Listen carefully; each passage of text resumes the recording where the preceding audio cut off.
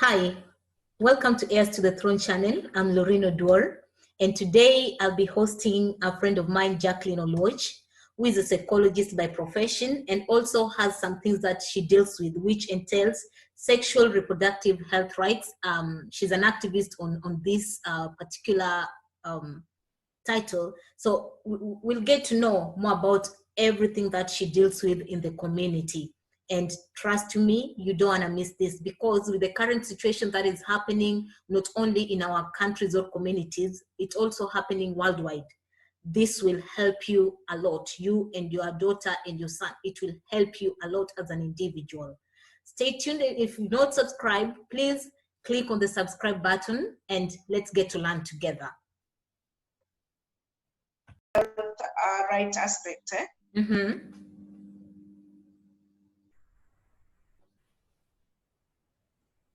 Okay. Yes. Are you getting me? Yes, I can.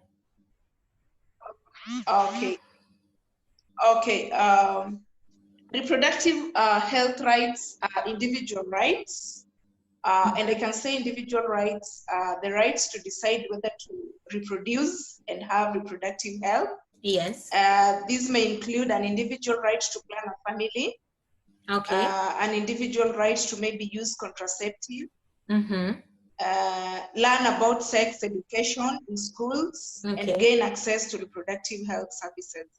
Okay. Yeah, and I can also say that practicing reproductive health is so important. Mm-hmm. In terms of safer sex. Yes. For preventing sexual transmitted infections. Okay. And maybe unwanted or unplanned pregnancy. And we can also say that it's also important not to engage into sexual intercourse. Yes. For both our health and our fertility at a younger age. And that one will make us have a good reproductive system. Okay. And will be in good health in terms of shape and fertility.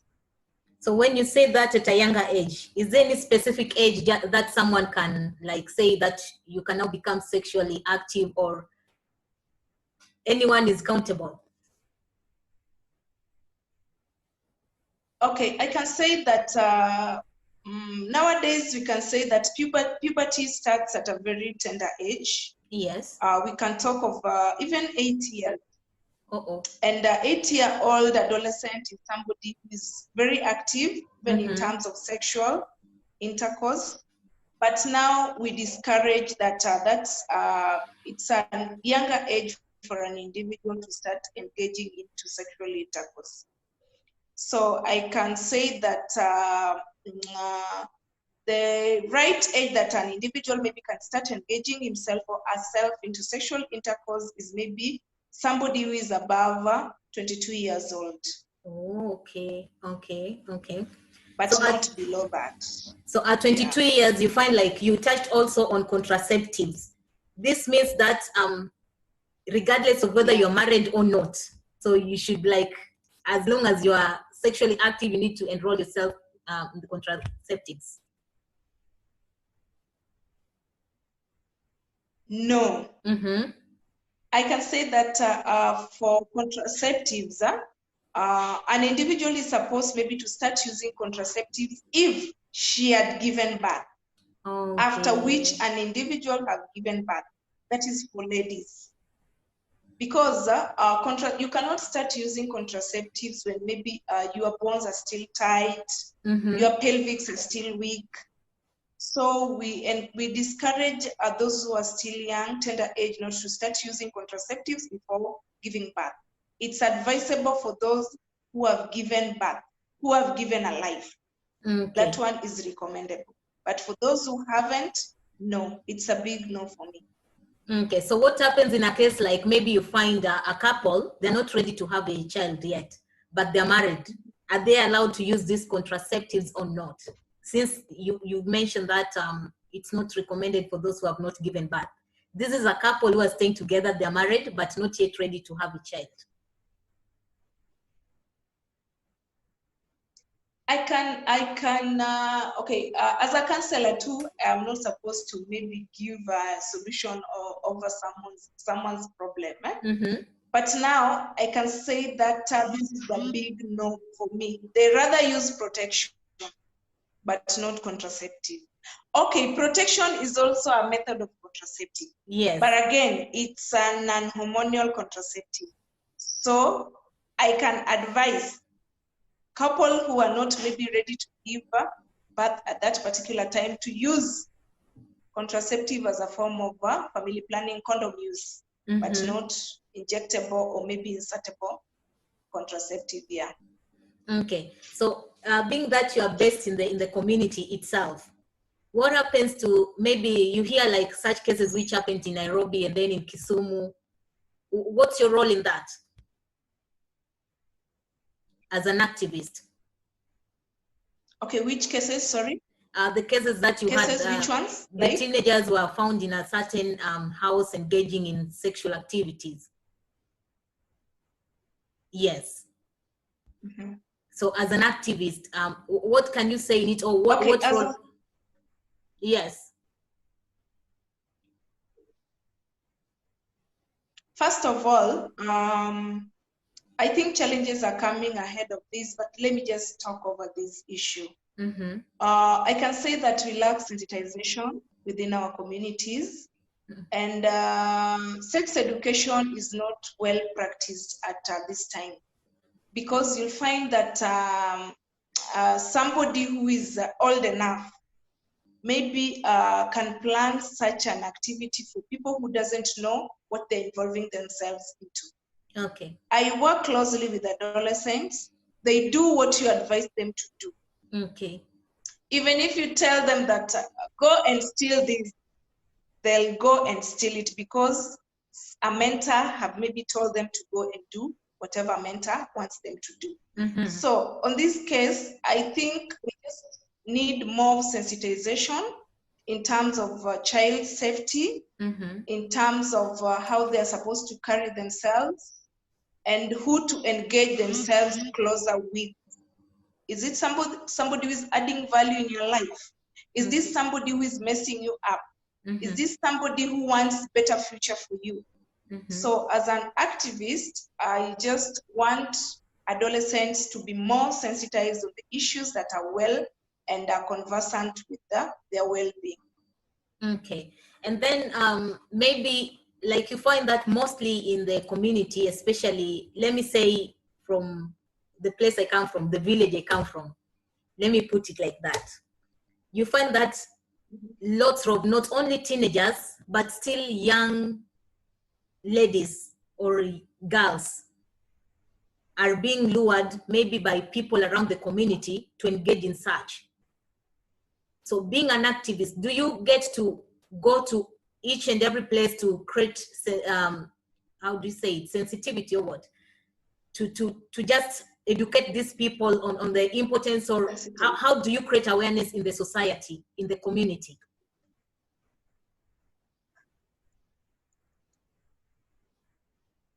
Yes, okay, these are very vibrant points.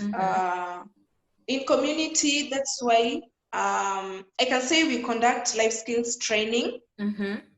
We mentor youths on life skill, and we do lots of behavior change and communication sensitization. Okay. We engage them so much issues to do with child safety, or let me put it as adolescent safety. So we just sensitize, we conduct life skills, we do mentorship programs on behavior change and communication, and we just try and keep them closer to us. So that if anyone or any individual has any problem to do with his or her life, or even at the background, we just dig deep. We just dig deep and maybe try to attend to this particular girl or boy. Yes. Because most of this happens, maybe it's a background or something. So we just try and dig deep. We sensitize them, at the same time we do sensitization to their parents. Okay. Okay. And you just touched another point there that I think is very, very important, and it's part of, I think, one of the things that you do, life skill training. Maybe you can just touch a little bit on life skill training, like what does it entail? Like when you talk about the life skill part. Yes. Okay. I can say that to start with, maybe a definition of life skill, you can say that life skill, these are the abilities or the adaptive and positive behaviors that enable humans to deal effectively with the demands and challenges of life. Okay. You deal with the challenges of life effectively. And we can also refer it to as skills you need to make the most out of your life. Skills that an individual needs to make the most out of his or her life. Okay. Yeah. Okay. So like when you say skills, what do I need to have to create safetyness around me or around my child or around my sister? Which skills are these that I need to ensure that I'm adaptable to where I am?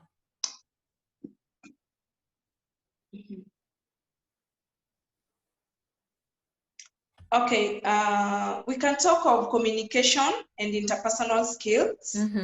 That is one.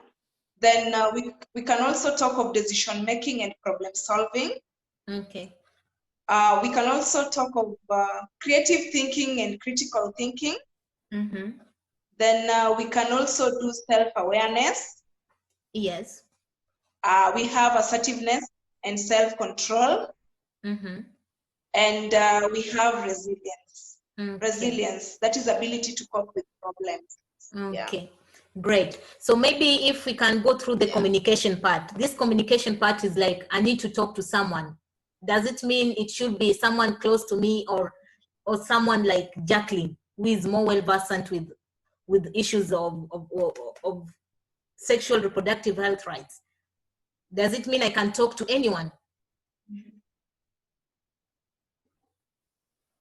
Okay, let me say that this is not advisory that you talk to just anybody. Okay. And I always tell my people that for you to earn a life, that maybe you need to gain something good out of it.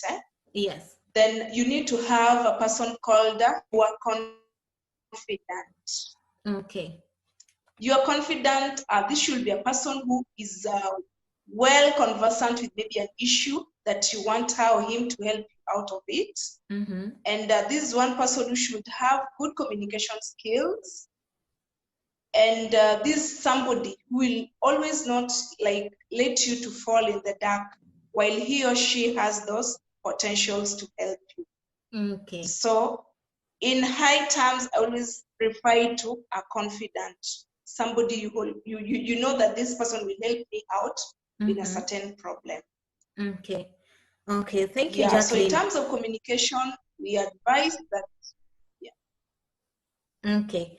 And you find that maybe in your area of field, there must be many challenges. As much as you as Jackline or you as an organization, you are trying to create awareness of all these issues right now going on, especially in our communities. But there must be some challenges that maybe you guys are facing. Maybe you can share with us some of them.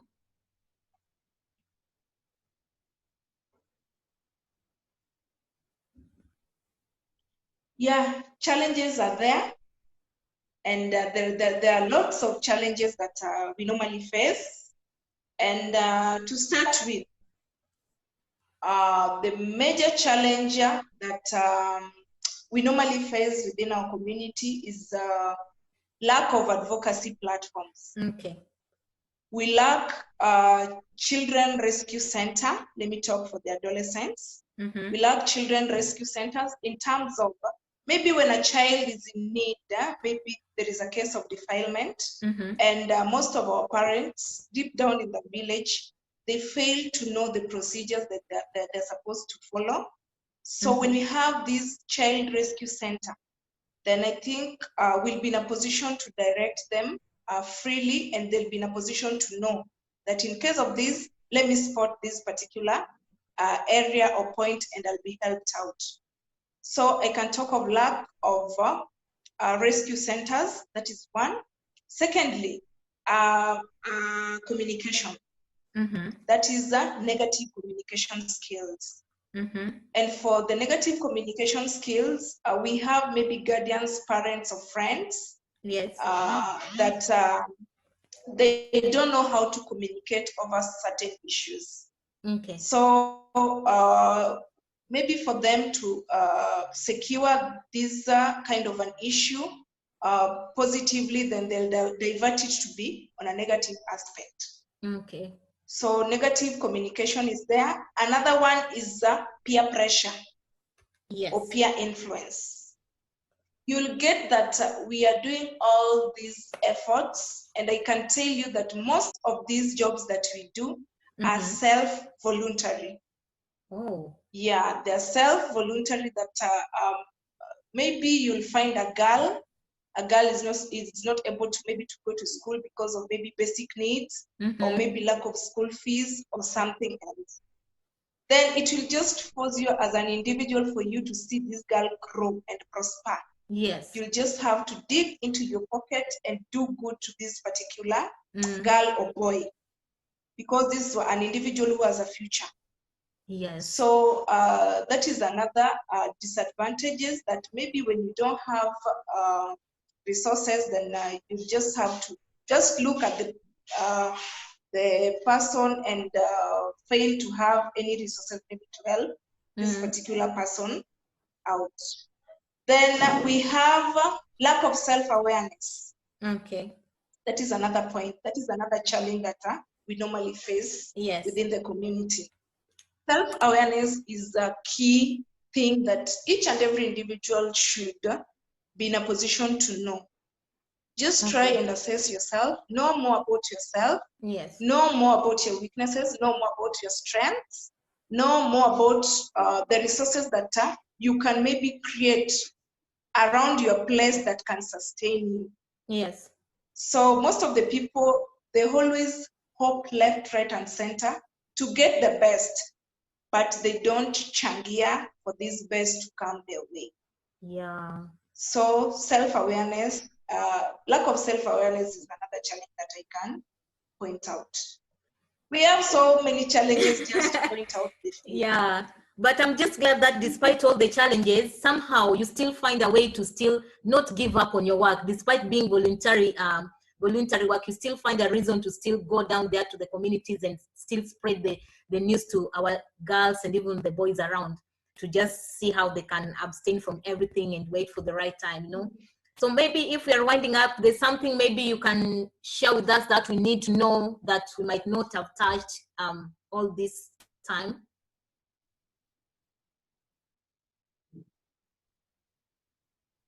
Okay, I think I just have maybe let me say it's a parting shot. And in my parting shot, as a community worker, in most cases, I do urge people, let me talk of maybe my fellow colleagues or my fellow people within the community, that we need, don't just get too close with the person because that person is your relative, or that person is your brother, that person is your child, or that person is your, maybe your mother or father. Yes. Let us unite as a community. Let us try and embrace the strengths that our children have. Let us promote their talents and skills. Let us try and motivate them in terms of what they are capable of doing. Let us don't raise our voices toward these kids, maybe shouting to them, or maybe embarrassing them in public, or maybe talking bad things concerning their future. Let us just try and build them up. Let us just try and hold that hand that is maybe lagging behind. Don't make 100 steps and you're seeing somebody dying from the first step. Let us just try and hold our hands together. We climb this hill together for better, for us all. And we always cancel the worst, not to point on our side, but the worst just to go inside the river and flow away. We stand together, and I believe that everything will be okay. United we stand, divided we fall. True. Wow, that is great part in short. So maybe you can just tell us, like, let's say someone wants to reach you. How do you find you, in case maybe you are in social media or any way that someone might want to reach you, and how can we reach you? Okay, I can be reached on social media. That is Facebook page, Jackline Oluoch. Okay. And Twitter, just get me, Twitter at Jackline Oluoch. Mm-hmm. Instagram, Jackie_Oluoch. And my mobile phone number is +254 Mm-hmm. 720 Mm-hmm. 89 Mm-hmm. 73 Mm-hmm. 23. 23. Yes. And maybe offices, or yeah, in case someone wants to visit your offices, are we welcomed? Yeah, you're very much welcomed. Where exactly? Our offices within Ugunja sub-county. Mm-hmm. Our offices within, I work within Sia County and Kisumu County. Mm-hmm. So our offices within Sia County, Ugunja sub-county is opposite Home Ground Hospital. Mm-hmm. We have a Amani office, that is trauma center. Mm-hmm. And then in Siaya, we have Doctor's Plaza, 2nd floor. And then in same Siaya, we have another office called Muungano Network. This is for women voices in Kenya. Mm-hmm. This is Mbaga Junction. Past Mbaga Junction, you'll just see a building on your right. That is where our offices are located within Sia County. Okay, okay. Great. Thank you so much, Jackline, for sharing with us. Though we've not, I believe we've not covered like literally everything, but at least you've touched on the major ones that will help somebody out there. And in case of further information or any other question, they'll be able to reach you through the contacts you've given us, or even pay you a visit in your office to get to know more. Yes. Thank you for your time, and have a nice evening.